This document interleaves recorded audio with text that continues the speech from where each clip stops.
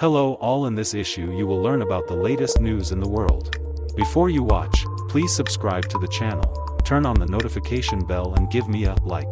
To keep up to date with the latest news. Fighting broke out between Armenian and Azerbaijani armed forces on the night of September 13th, resulting in fatalities and injuries. Armenia's position.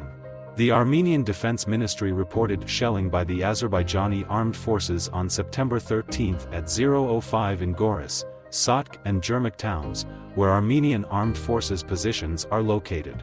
According to the ministry, Azerbaijan is using artillery, large caliber and small arms, and drones.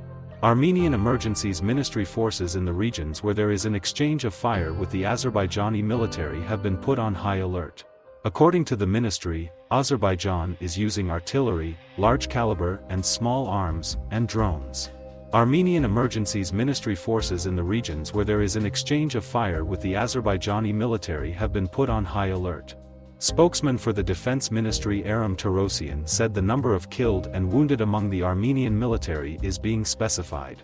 The Armenian Defense Ministry said that Baku is shelling the country's civilian infrastructure intensively and urged citizens to refrain from publishing images of the battlefields.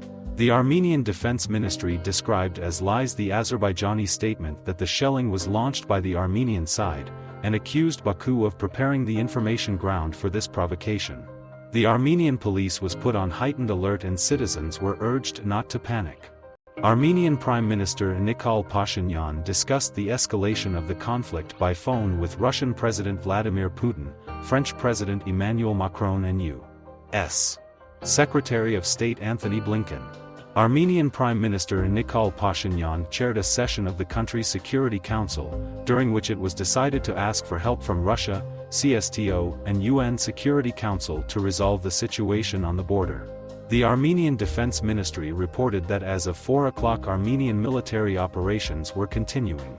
Armenian Foreign Minister Ararat Mirzoyan briefed his Russian counterpart Sergei Lavrov on the situation on the Armenian-Azerbaijani border.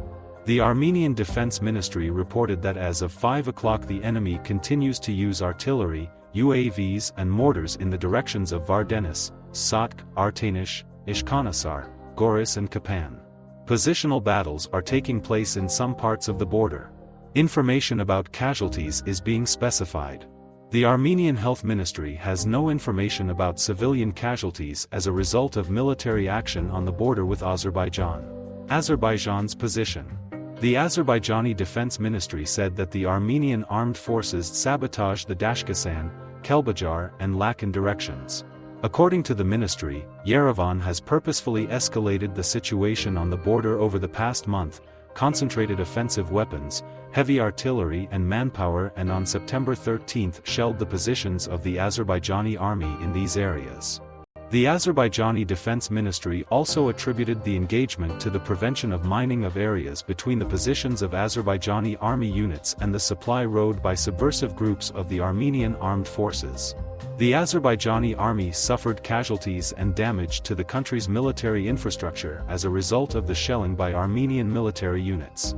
The Azerbaijani Defense Ministry reported casualties among Armenian armed forces personnel and military equipment involved in subversive operations.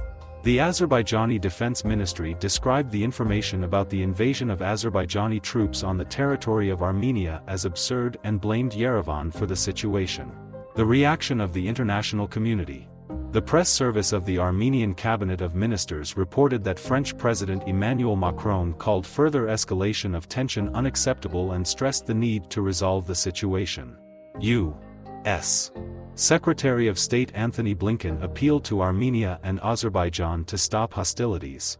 According to him, the conflict has no military solution. Subscribe to the channel to be informed about the latest news.